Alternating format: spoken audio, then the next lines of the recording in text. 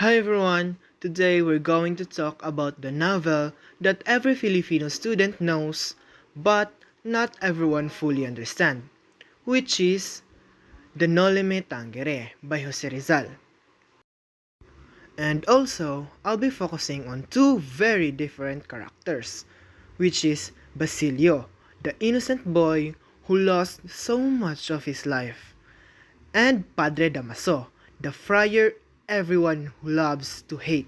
Let's see now why their stories from the 1800s still make sense in our lives today. But first, let me just give you a quick background of Noli Me Tangere and Dr. Jose Rizal. Jose Protasio Rizal Mercado y Alonzo Rialonda, better known as Dr. Jose Rizal, was a writer, nationalist, and physician. And Noli Me Tangere, which means Touch Me Not in Latin, is a novel written by Dr. Jose Rizal, our national hero. Rizal wrote it to expose abuses, corruptions, and injustice of Spanish colonializers and friars in the Philippines during the 19th century. Noli Me Tangere is not just a novel. It's a weapon in the form of literature. Rizal used it to open the eyes of Filipinos, making them realize the truth about colonial rule. Now let's talk about the characters I choose. First, Basilio. Basilio comes from a poor family, which leads to difficulties in his life.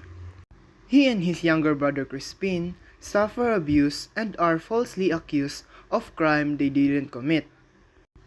By the way, my honest reaction in Basilio's life are really touch me because he's like this symbol of youth who didn't deserve the pain he got. On the other hand, Padre Damaso is a friar who abused his power and his influence, whether it's humiliating Ibarra, meddling in people's lives, or controlling entire communities. He constantly insulted Filipinos and used religion as a weapon to control people. Honestly, Padre Damaso, he made me angry, but also curious, because Rizal didn't create him to be hated for no reason. He was written as a mirror of corruption and hypocrisy. Now, why I choose these two characters? Because the story of these two characters is still connected in our country right now.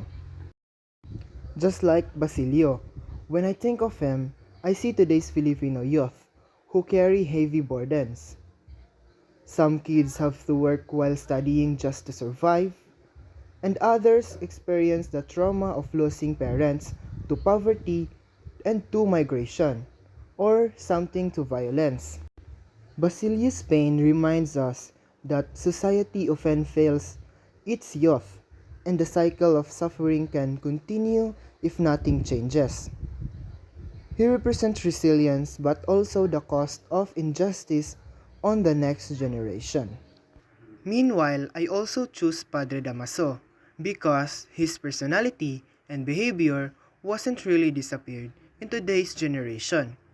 He may not be in a friar rob anymore, but you see him in abused leaders, corrupt officials, and authority figures who misuse their power.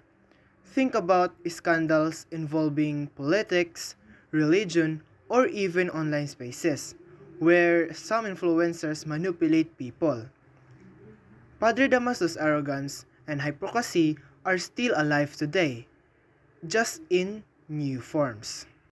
So overall, Basilio and Padre Damaso are two sides of the same story that even alive in our generation, which is one shows us the cause of injustice and the other one is reminds us where the injustice come from.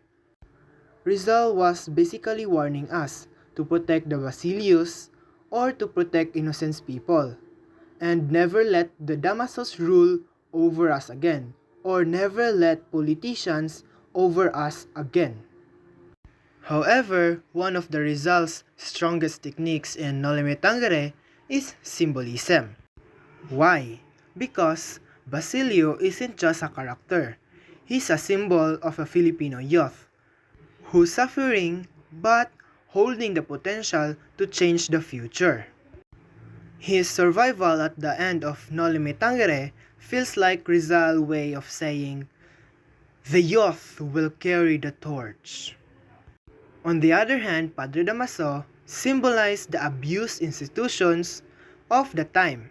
His arrogance and interference in people's private lives were not just his personal traits, but symbol of a larger problem.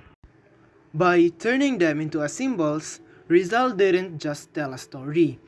He gave us the warning and lesson that remains powerful even now. Now, why it's important in our society right now? And why should you read Noli Me Tangere today? Because it is not just a story or a history, it's a mirror. Basilio shows us the struggle and resilience of the youth, while Padre Damaso reminds us to stay critical of those in power.